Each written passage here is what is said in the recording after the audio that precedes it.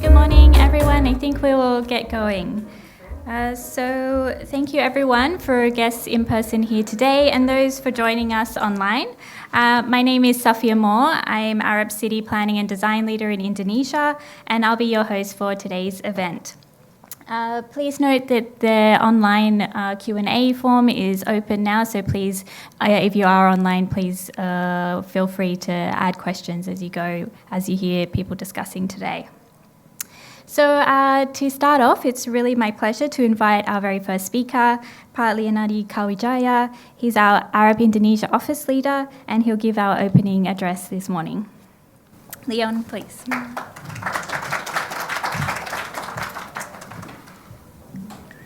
Thank you very much, Safia. Salam sejahtera bagi kita semua. Om Swastiastu, Namo Buddhaya, Salam Kebajikan. Our dear distinguished guests, ladies and gentlemen, and our online audience joining us all over the world, a very warm welcome to Arab's Race to Resilience Asia event series. In particular, this one taking place in Jakarta. This series is endorsed by the UNFCCC Climate Champions and supports the UN campaign that aims to catalyze a step change in global ambition to build the resilience of 4 billion people by 2030. The COP27 in Egypt is in less than a week. It will be a key milestone in moving from mitigation to adaptation as nations work together on defining a global goal and translating it into measurable outcomes. It delves into three key themes: decarbonation of cities, sustainable energy, and resilience. Our event today on building climate and community resilience through inclusive design will deep dive into challenges and areas of opportunity for Indonesia and Asia more broadly, as our speakers will share their views from their experience and best practices. Arab has been working in Asia for more than 20 years. We are present in more than 20 cities with long-standing offices in Kuala Lumpur, Hong Kong, Manila, and Singapore. We have a thriving presence in Jakarta and also in Ho Chi Minh City, Bangkok, Phnom Penh, and cities across China. In Jakarta, our presence has been established since the 1970s, and today we continue our city-shaping work through iconic and groundbreaking projects such as the Menara Astra next door, helping to prepare a sustainable and integrated master plan for Nusantara, the new capital city of Indonesia, and contributing to MRT in Jakarta and our city's efforts in low-carbon mobility and public transportation. At our event today, we will explore the necessary subject of building climate and community resilience on our road towards sustainable development. An estimated 68 to 135 million people globally could be pushed into poverty by 2030 because of climate change. Indonesia is at risk because growing urbanization intensifies challenges such as widening rich-poor divide, disaster risk, and pollution. Navigating through these challenges towards sustainable development requires our intentional focus on vulnerable communities to reduce inequality and enable cities to thrive. How can we build inclusivity into design, leave no one behind, and help build more resilient communities that can more effectively respond to hazardous events related to climate change? This is what brings us here in Jakarta today with our experts. So it gives me great pleasure to have with us our experts, Joris van Etten from the Asian Development Bank, and Ridwan Kurniawan from British Embassy Jakarta, whom my colleague Sophia will introduce in greater detail. Pleased to have you, Mr. Joris and Pak Ridwan. And in addition to our 30 strategic partners across Asia for this event, my special thanks goes to our partners in Indonesia, including British Embassy Jakarta and British Chamber of Commerce Indonesia, for their partnership and collaboration, support and contribution in the call for climate action. Finally, it is my utmost pleasure today to introduce you to our MC for today and next speaker, Ibu Sophia Moore from Arab. Sophia is an urban planner, leading the city's planning and design offering for Arab in Indonesia. She is skilled in city systems thinking, participatory planning, and sustainability and resilience. Her notable projects include a high-profile city-scale master planning project for the Indonesian national government, as well as integrated land use, transport strategies, and urban renewal strategies across Sydney. Well, I can see the audience is eager for the main event, so I will stop here, and we'll leave this in your good hands. Sophia, over to you. Thank you.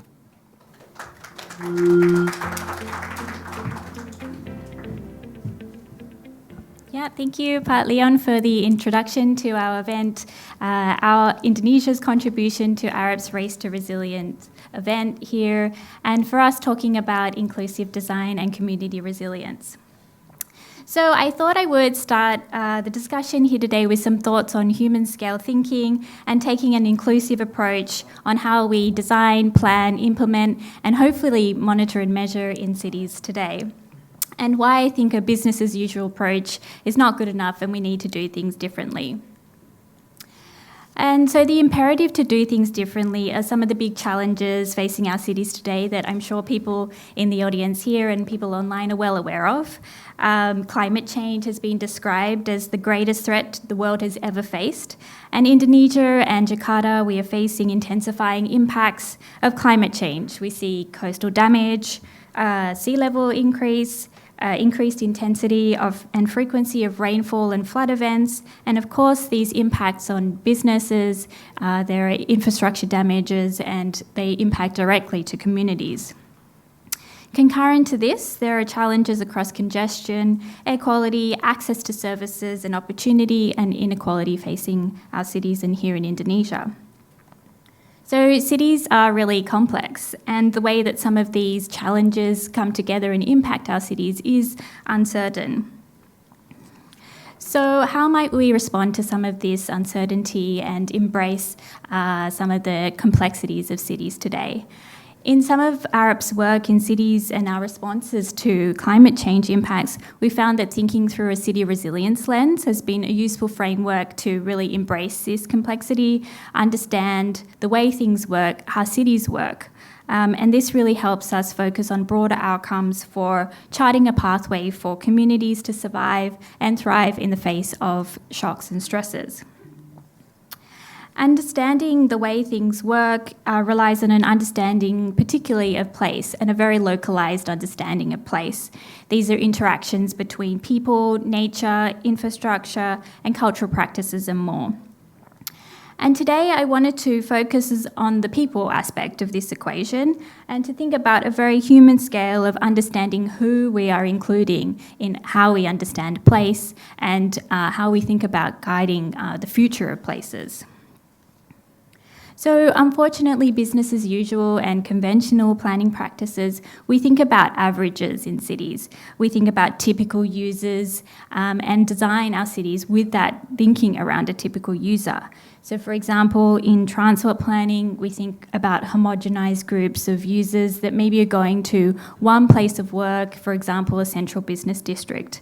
And this really influences the way that cities are shaped and the way that infrastructure is prioritised and invested in.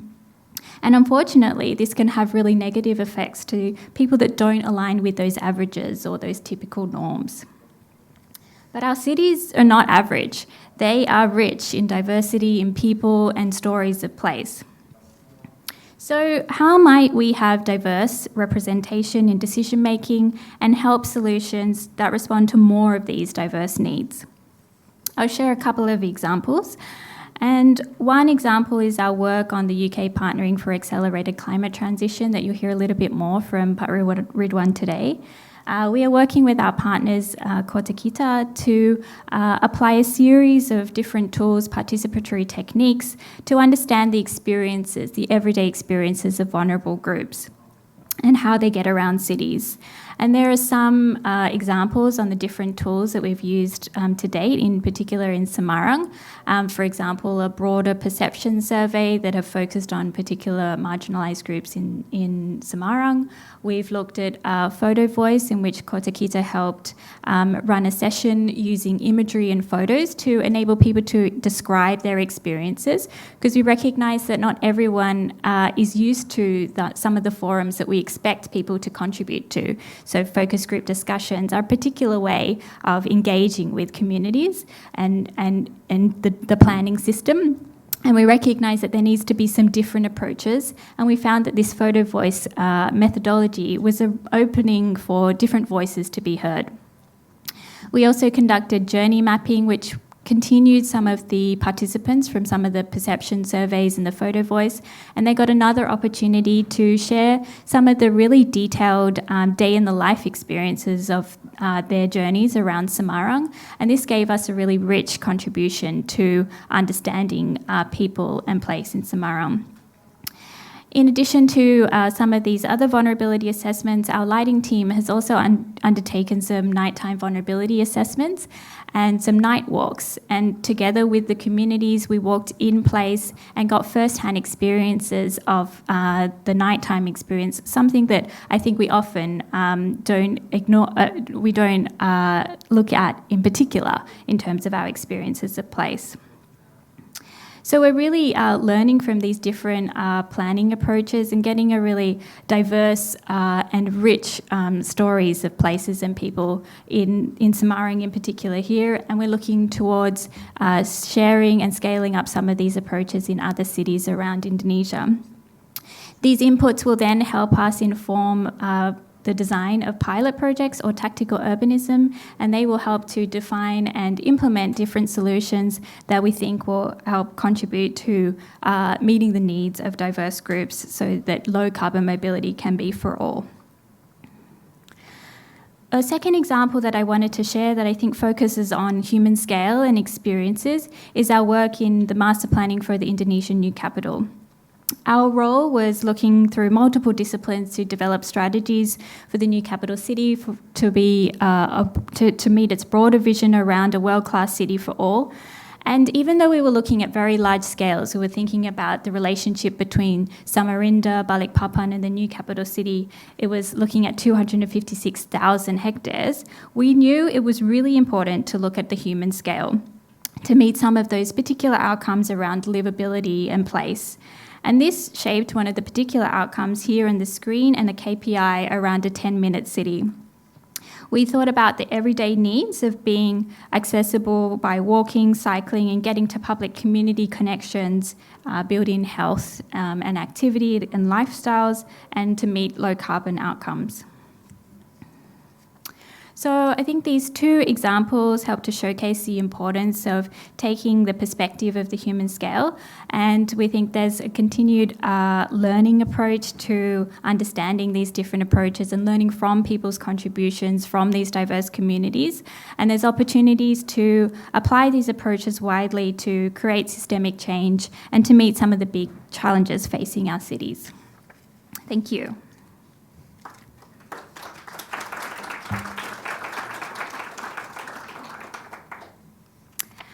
Okay, so I think to continue some of our discussion today, I'd like to introduce Ridwan Kurniawan. Ridwan is the Program Manager for the UK Partnering for Accelerated Climate Transition in Indonesia. This program is funded by the UK government, supporting countries that strive to overcome barriers to clean growth and accelerate climate change mitigation efforts. Ridwan is currently managing the City and Transport Country Program, branded as Future Cities UK-Indonesia Low Carbon Partnership Program, and supporting Indonesia's transition to a greener, more socially inclusive and resilient future. Ridwan.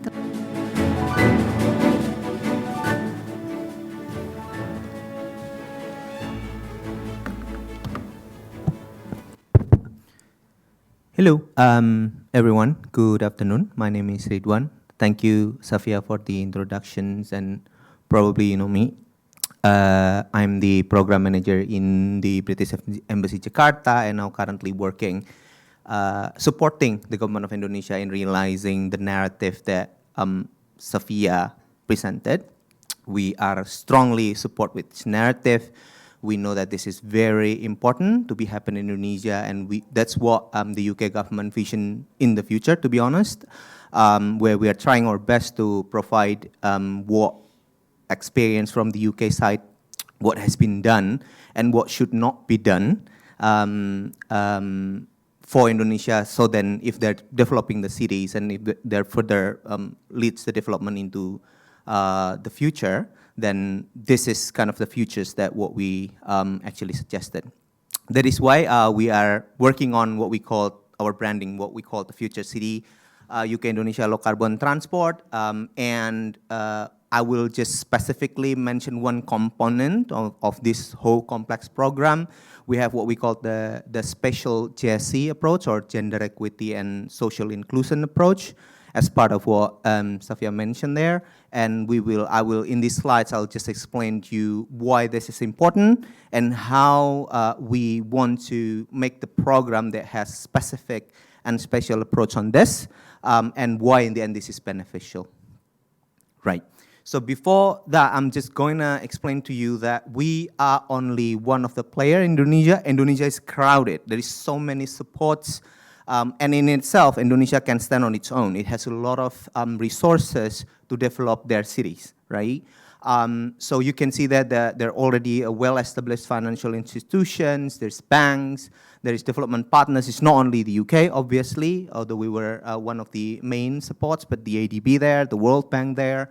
There are also other bilateral partners who are closely working with Indonesia in achieving the future city developer.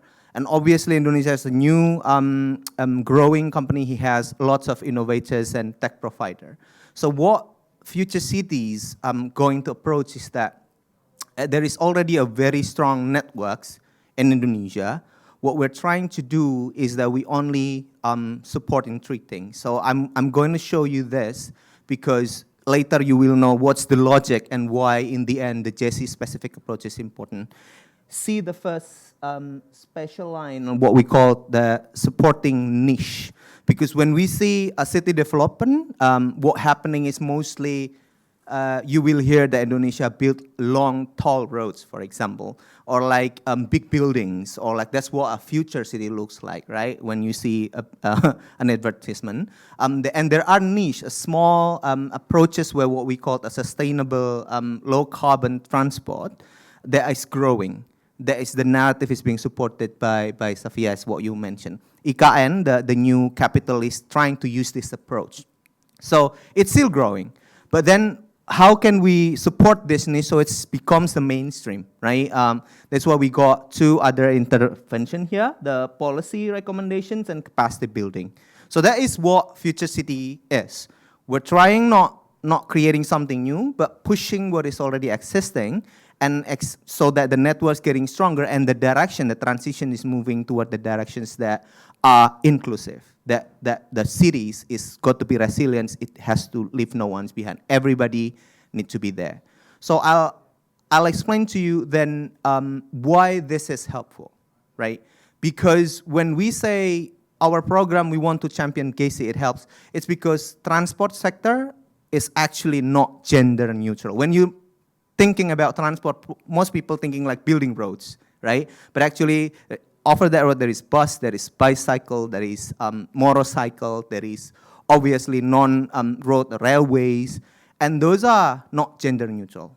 you can think, well, people can access, both men and women, or the one who has, ability or difabel community can access that. Not necessarily true. Actually, when you look deeper, women and men got difference in travel patterns. Women tend to go to the area where they are interested to go because of their gender roles, not because of sex. Gender role, for example, they're going to hospitals, they're bringing their kids to schools, in comparison to men that usually are going to the workplace. So the patterns need, the travel go from home to where they want to get out from home is different.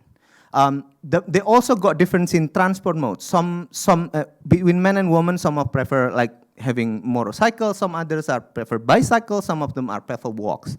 In the area of, even in a different space, when you see, where you're talking women and men in cities and women and men in villages, those are two different areas, and they have difference in needs. Women in villages, for example, are preferred to walks rather than using any transport modes, meaning their need is different. In villages, they probably need more pavement walk because that's secure, that is specific for them.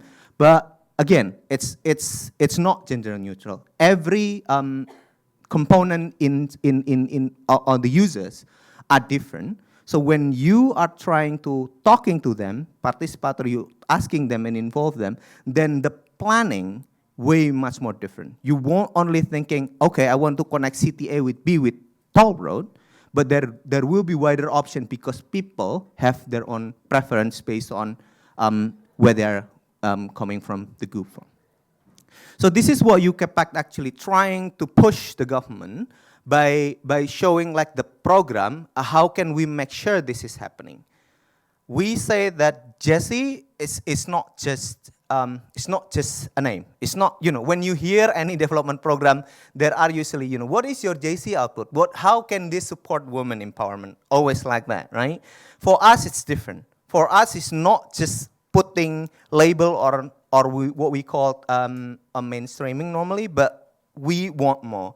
We are saying that JC output or outcome is the backbone of this program.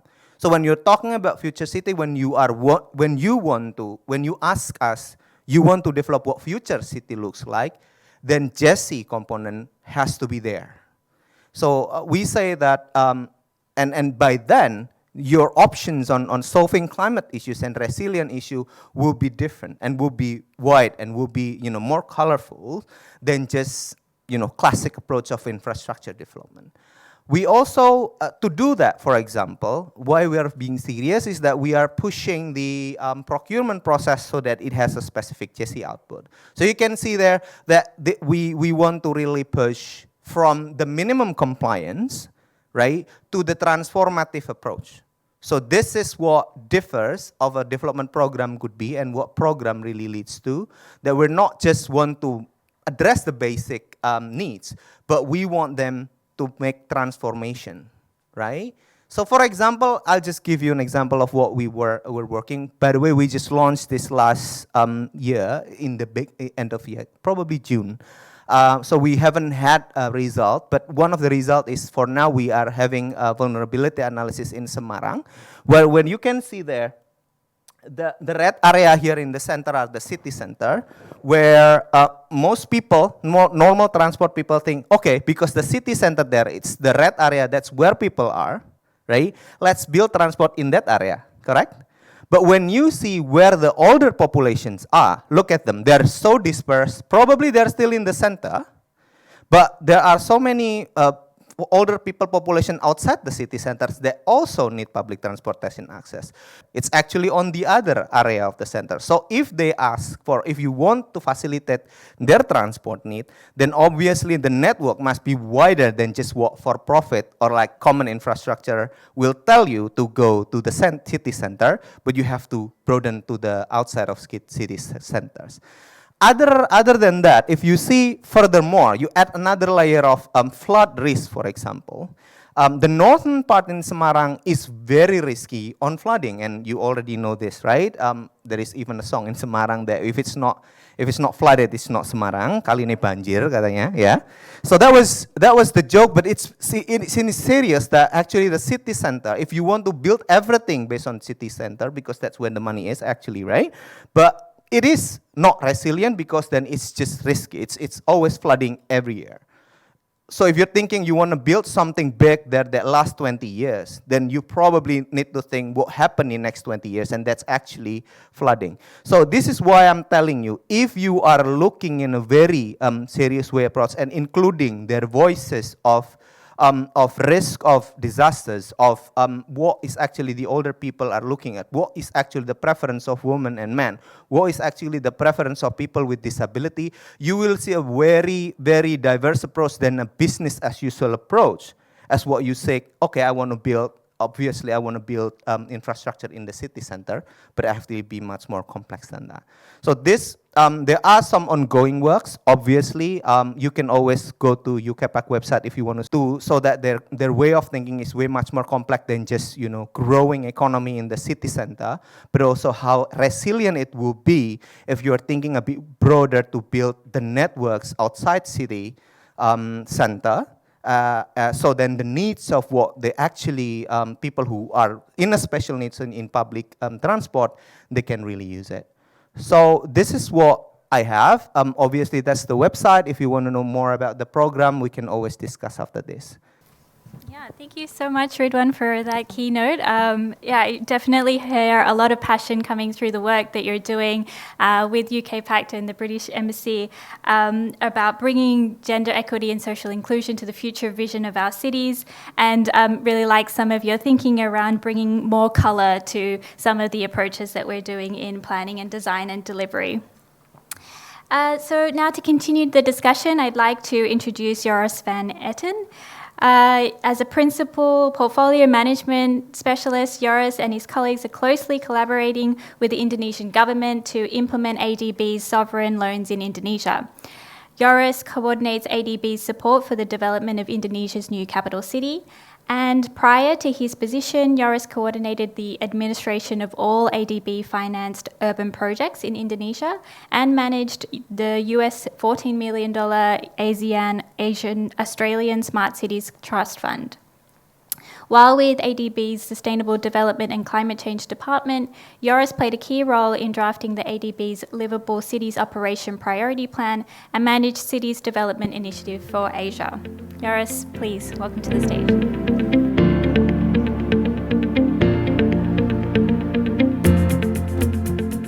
It's a great pleasure. I always surprised how much I learn by coming to meetings like this, and it's such wonderful to be here, and I look forward to further discussions. But what I wanted to do actually today is one thing which Safia in her excellent introduction to me did not reflect on, is that actually as part of my master thesis S2 in 1996, I was in Bandung preparing my thesis about public-private partnerships, but then particularly public-private community partnerships, and how you could bring stakeholders together to improve housing provision. And actually, I took the opportunity to prepare for today's presentation to reflect a little bit over the past 20 years, Indonesia, community resilience, and where we've gone and what we've done. So thank you for that opportunity. And one thing I realized, I'm working for a bank, and as Ridwan was also mentioning, is that we normally focused on a very small niche of what makes a community resilient, which is, of course, the infrastructure. That's what we finance. Access to clean water, access to sanitation, etc., etc. But if you look at the spectrum of poverty, and it's much broader than that. What it is that citizens in slums, in low-income areas, informal settlements, such a multidimensional approach is then, as I said, is required. And what that entails, for example, it entails having access to resources, to funds, actual short-term funds. We know how in Indonesia short-term lending is really a big business and also a big challenge for many poor. It also looks at the mental and physical health aspects of poverty, particularly I see this in younger generations of Indonesians being active particularly during COVID and of course still online for such a long time, enjoying school, is really a tough element. Now, as a bank, we don't often think about that, of course.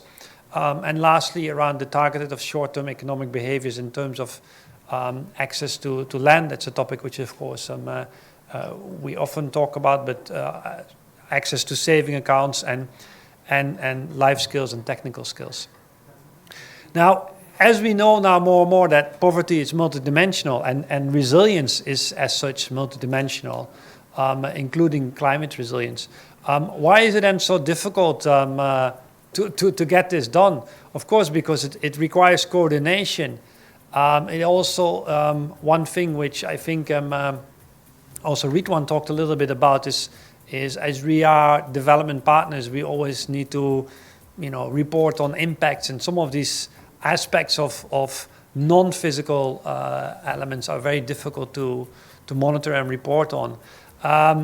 And what is really key, I think, here in Indonesia is both vertical and horizontal coordination is really very, very challenging. So you see it even within the Ministry of Public Works, that those dealing with water and those dealing with transport and those dealing with more city aspects, that's already quite challenging to get everybody together, but let alone if it's across a number of ministries. So that's why we're also quite excited about the authority of the new capital in Nusantara.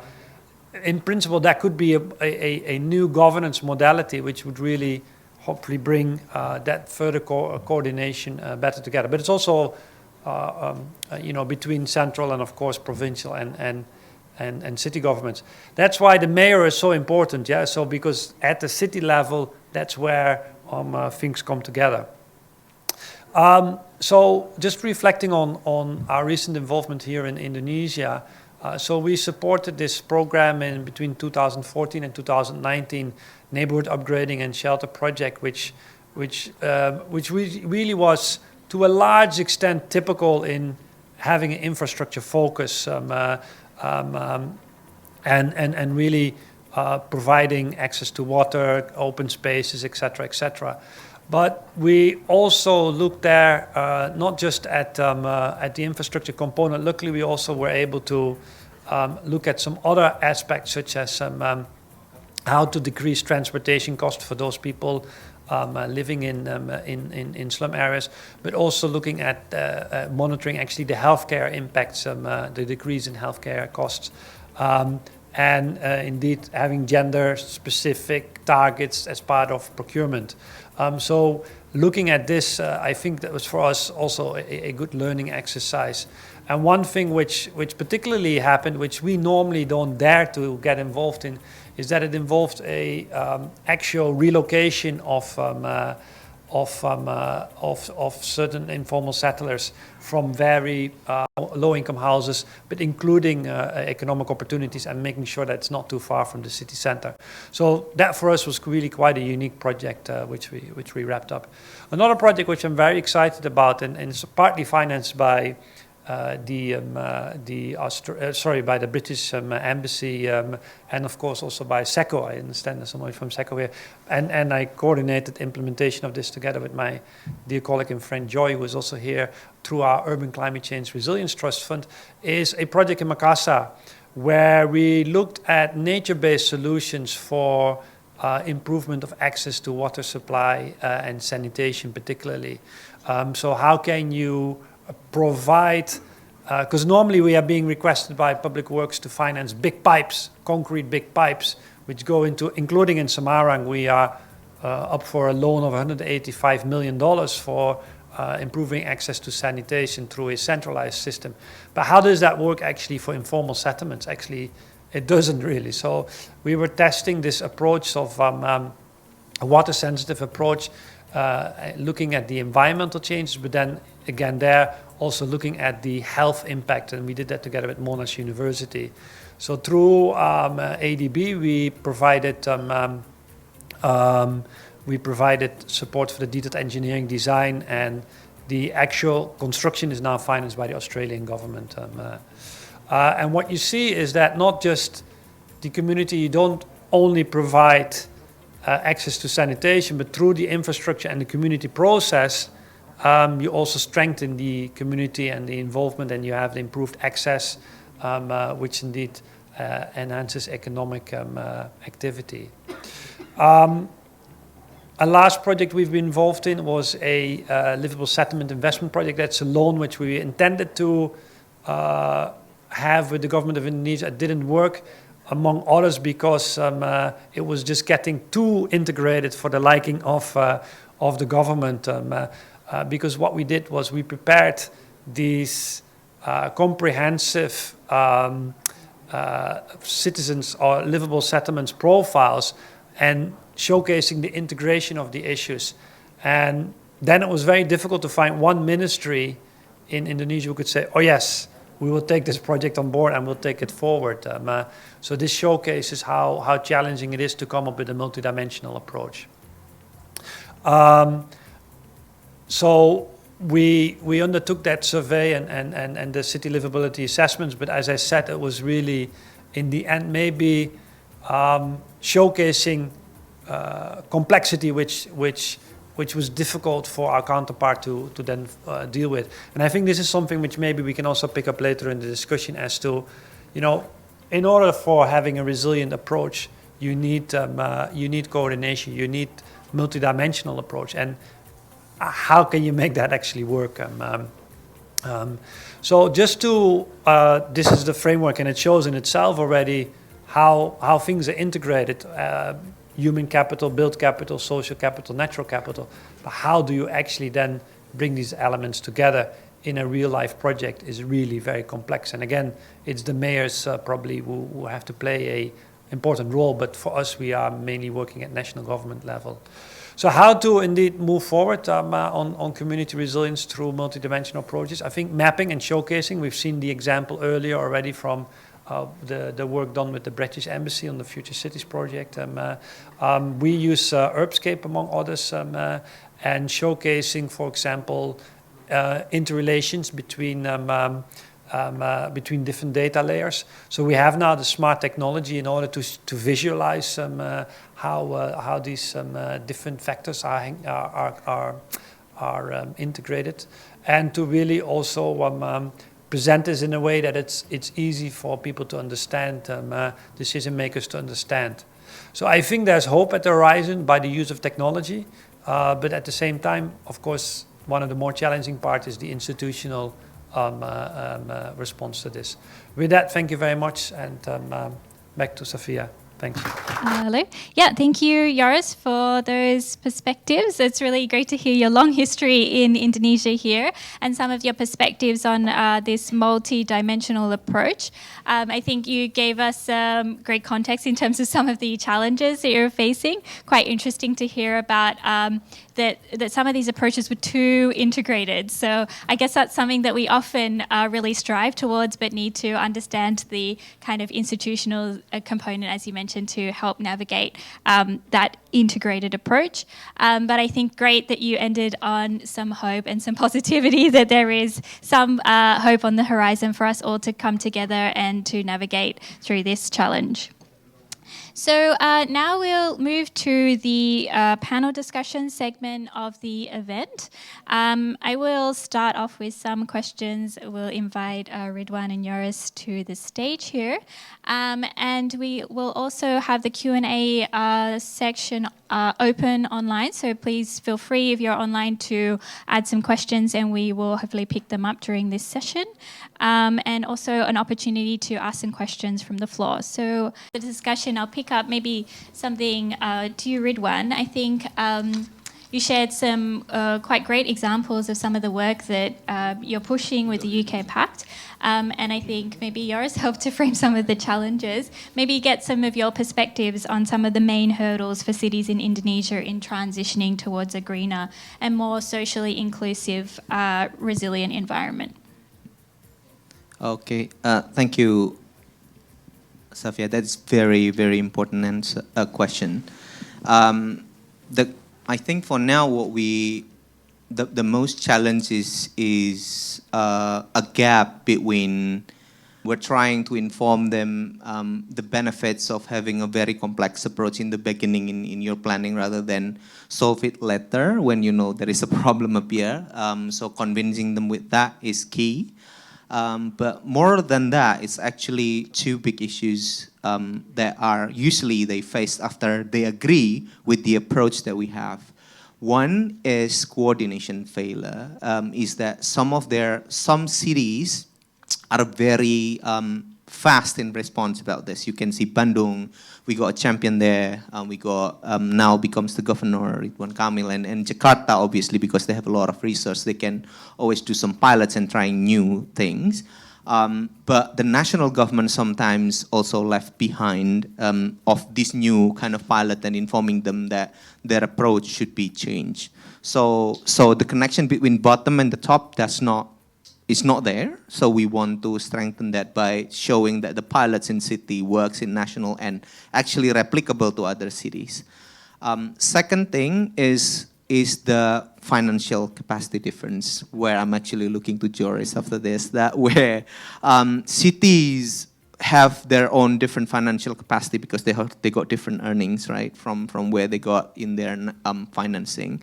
And we found a second-tier city, usually there are so many champions who are willing to have such an inclusive approach in their transport development, but in the end, they're facing difficulties to get capex. And even after that, when they can get a loan from the central government, from SMI or any other financing institutions, then what left behind is the operation expenditure, and that is so much big trouble for some cities that are probably able to finance their capex of the project, but then the OPEX left behind. And usually they just, the central government helped them, but then they just left, and then they cannot really then operate the system as what it should be. So that is also the challenge, the multi-dimension, but I think that those three are the keys. Yeah, thanks, Ridwan. I think maybe your first point helped to highlight some of the points that Joris had already mentioned around this two integrated approach, but some solutions there around providing pilot solutions to demonstrate the way that some of these work and then share some of those learnings to then scale up to a range of different stakeholders. Maybe I could pick up on your second point around kind of accessing funding and bring Joris in here. So you can both come from a funding kind of background. How do you think that governments and developers in the built environment industry can leverage and mobilize some of the funders and investment in urban regeneration and inclusive design? Yeah, thank you very much, Sophia, and Ridwan, thank you very much for putting the ball in front of the goal for me trying to score on this. I think indeed, so if you look at the key three challenges of responding to any resilience issue, or I think the technical solutions and the approaches we are quite familiar with. I mean, even for Semarang, the flooding, there is a technical solution for that. There is a technical solution for dealing with nature, or addressing sanitation problems in low-income housing areas. So that's there. The technical aspect is there. The second aspect we mentioned about is the institutional aspect. That I find the most sticky, the most challenging, the most difficult to deal with. The last one is the financial challenge, and I'm actually quite optimistic about the financial challenge, because I think a lot of local governments particularly haven't fully utilized the possibilities they are being provided to actually raise financing. It's a political decision to raise tariffs. It's a political decision to expand the tax base. But at the same time, even here in Indonesia, I take the MRT, in Jakarta, sorry, I take the MRT every day. And one of the things which Jakarta, for example, missed out completely, and maybe Jakarta is not so relevant because they have enough resources, but the moment they started building these MRT stations, of course the property value around these stations shoot up like there's no tomorrow. However, who was gaining on that increase in land value? It was the private developers, the private owners of the land there. Great, but of course what you want to do is to actually utilize the construction of such massive transit-oriented development and make sure that you capture the value increase and utilize that to further expand. So I think there's a lot of creativity out there, which is still, or there's a lot of aspects where local governments can increase their funding resources, but they're just too scared maybe to do it, because this is the problem in Indonesia, I think, and happy to discuss that further. But the legal framework here and the way we look at things are very restrictive. We will only do things if something is explicitly allowed. So and that I think is really, particularly for local governments who want to do something different. It's your Bandungs, your Makassars, etc., how they feel uncomfortable because they might, get blamed on trying to do things which is not totally in line with regulations, and that makes it very, very complex. So leveraging the private sector, leveraging resources outside of the government budget, which is of course something which the IKN is trying to do now at a massive scale, is something which I have quite some hope in. Thanks. Yeah. Thanks, Joris, for those contributions. So it sounds like some of the examples that we were talking around piloting and being brave in some of those tactical urbanism could also be applied to some thinking around financing, testing, and exploring different approaches. I think you talked a little bit about some of the private sector involvement in kind of capturing some of the value and being able to finance some of these inclusive design activities. Maybe if you could share a little bit about both of the way that the organisations here could work together. I think, Ridwan, you highlighted in your first slides that there are a lot of actors in Indonesia at the moment, and perhaps some challenges for cities to navigate through those actors. Maybe would invite you both to share a little bit about the kind of stakeholder ecosystem and how you think that we could work together towards these broader outcomes together. Right. Thank you, Safia. So, sitting in the donor perspective, actually we are willing and we are actually coordinating ourselves to talk together, bringing case studies and pilots that works, and talk to each other that this is worth the finance, and there are some plus and minus where the UK, for example, can do on its own, like the UK Pact. It's basically, you can see British Embassy Jakarta brand there, but us in the UK side usually also work together with the ADB, for example, because the bank are so we can transfer the ODA or the loan or any of the financing basically to the ADB pot, so then they can finance in their own scheme, because they have their own capability as well. So the idea is that we always trying to coordinate internally between the communities, and then bringing together the ecosystem into that coordination is always our regular activity annually.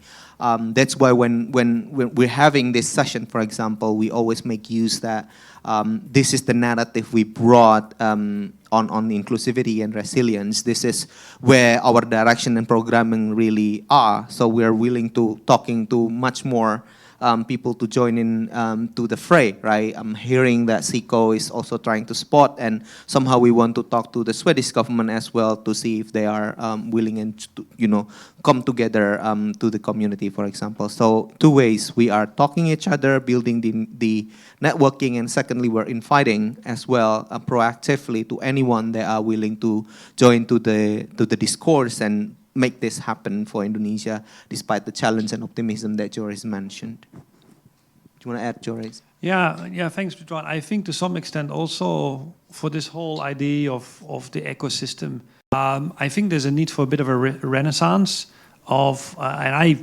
truly enjoy, setting like this. So thanks again to Arab for creating this particular ecosystem today for us to meet. I think there's a need to again get away from our screens and actually just chit chat around the coffee and really share what it is that we are working on, because there is a lot. Like, for example, you guys did a profile for Semarang.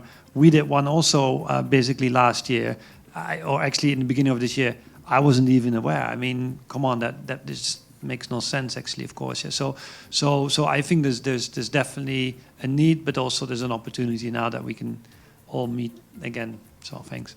Yeah, great. Thank you, Ridwan and Joris, about being very open to these conversations and working together. And so maybe like to now open up to the ecosystem that is here, as Joris mentioned. If there's any questions from the floor, really welcome those to the panelists here today.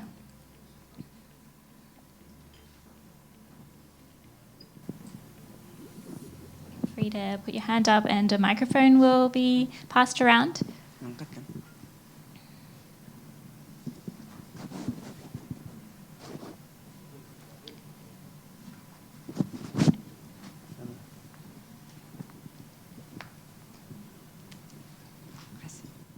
Hello.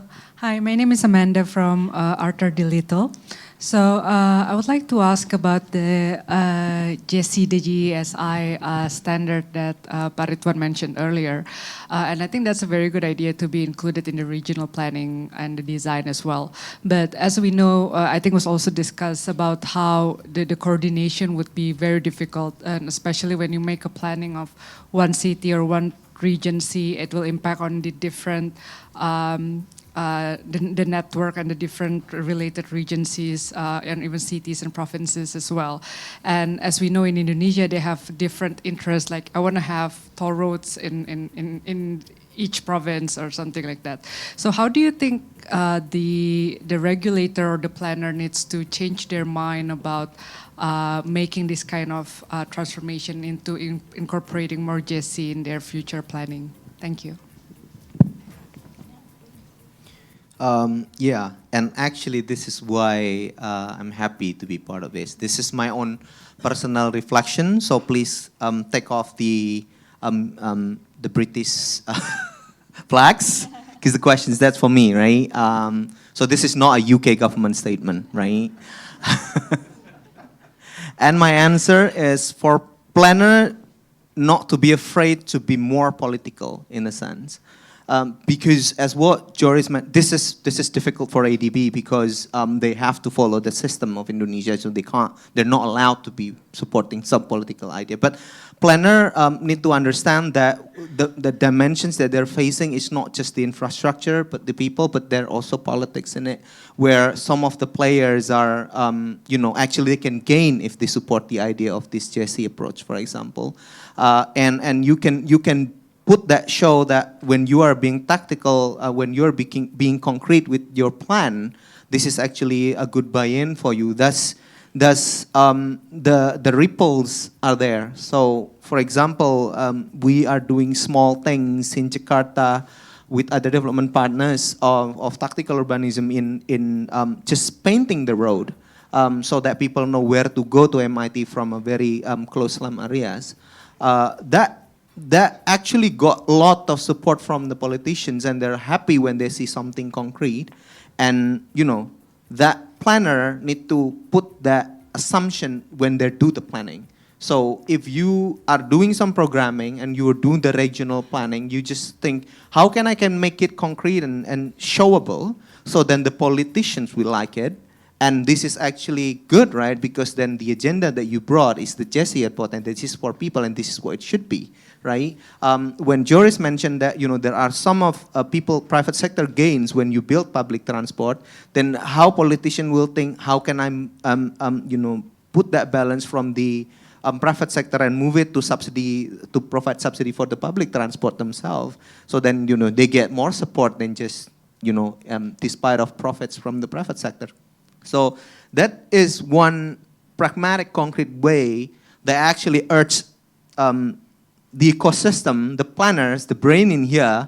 Arup is one of them. I'm looking at Savia, but of course there are some things where you can do it smoothly. You do not need to be blatant like what I'm telling you right now, right? But that's supposed to be there. But I think this is the latest thinking as well, where climate issue is no more an engineering issue anymore.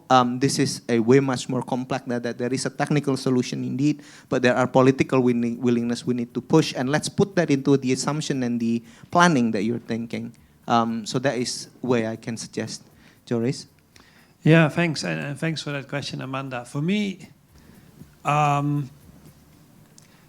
a city works well if indeed the elderly and the young feel safe and can go about their day-to-day business. If the elderly and the young are okay, then this part in the middle will also be happy.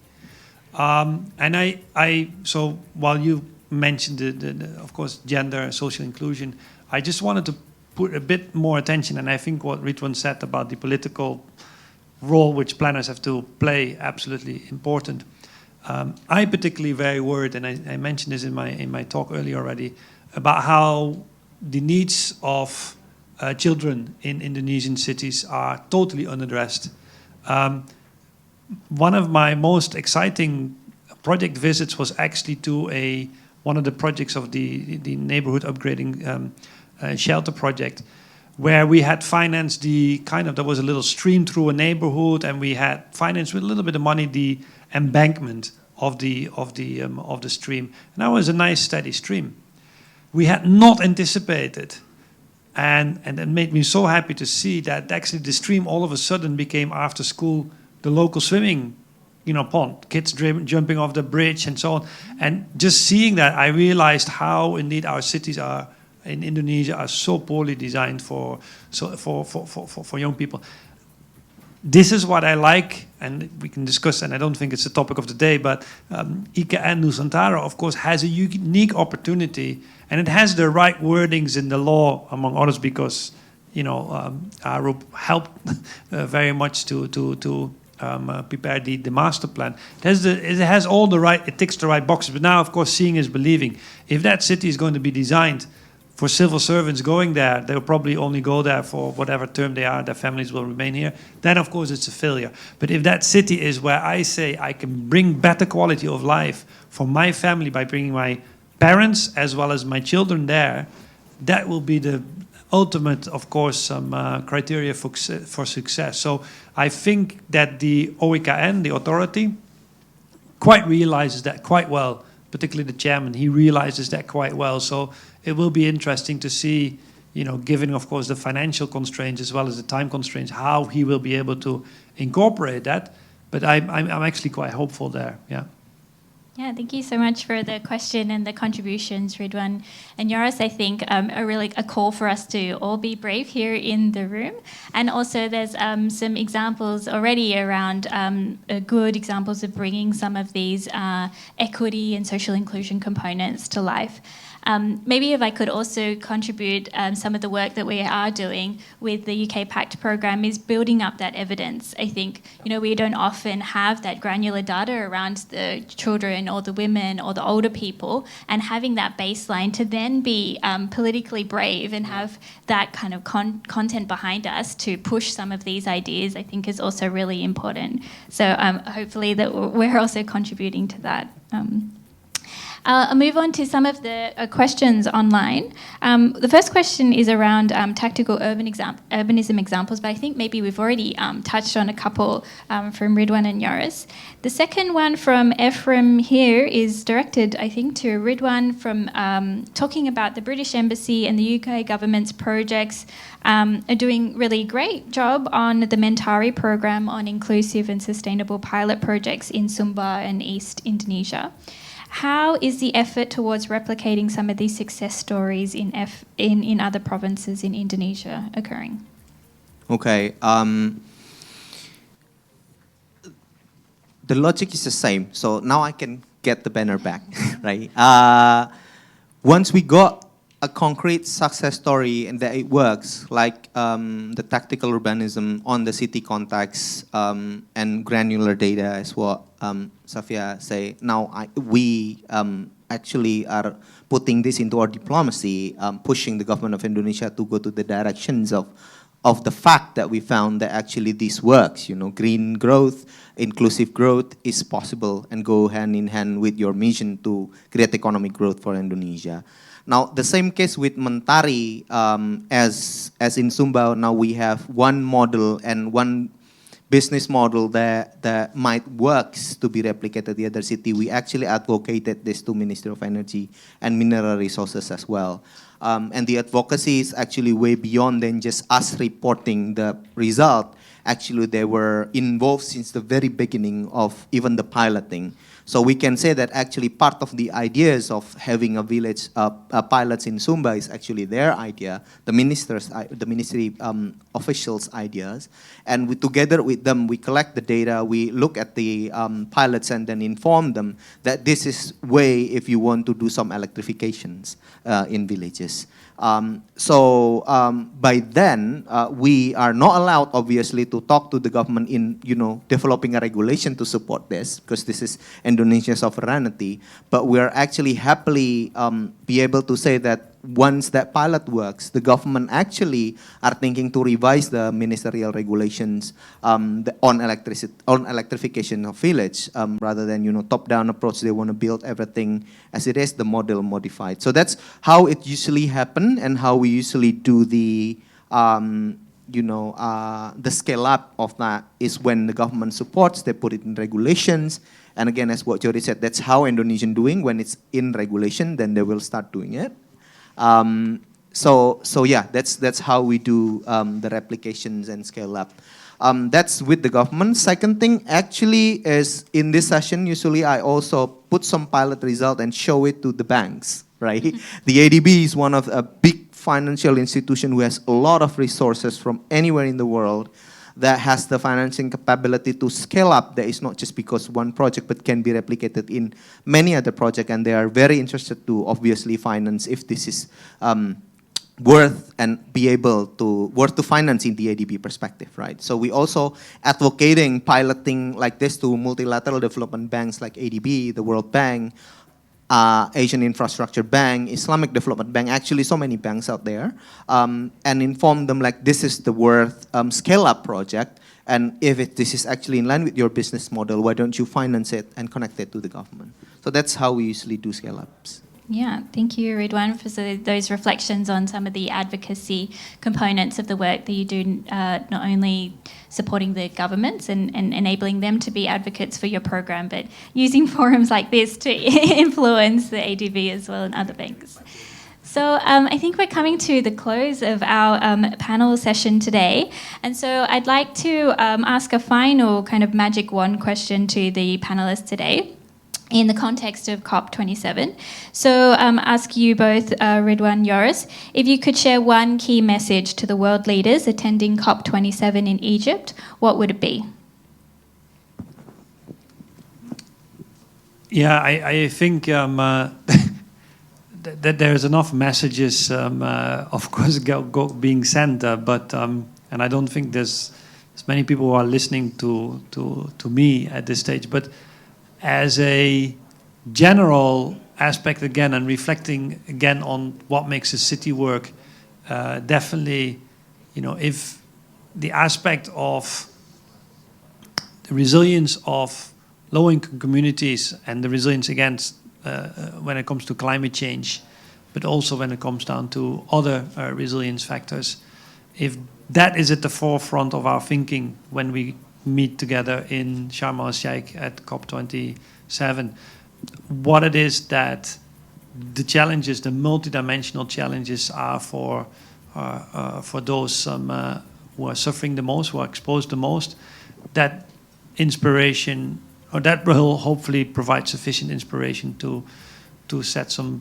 concrete steps forward, and to make sure that as we are looking at a more resilient Pacific and Asia, Asia and Pacific, those are the target group, the beneficiaries we need to keep in mind. Thanks. As from my side, I think this is a classic UK diplomacy that I have to answer that, Sophia, as the brand is there. So us, again, are really strongly urge the governments in the world to think that one climate threat is real.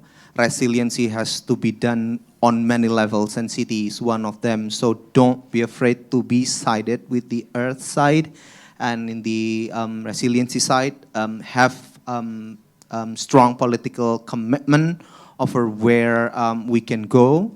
UK have proved that green growth is possible, that climate versus economic growth is not zero-sum, but it can go hand in hand, and this is possible, and the government is willing to support Indonesia in the sense, that's the only one I know, because I'm the embassy in Indonesia, to move forward any Indonesia climate actions and supporting this in many means wherever we can.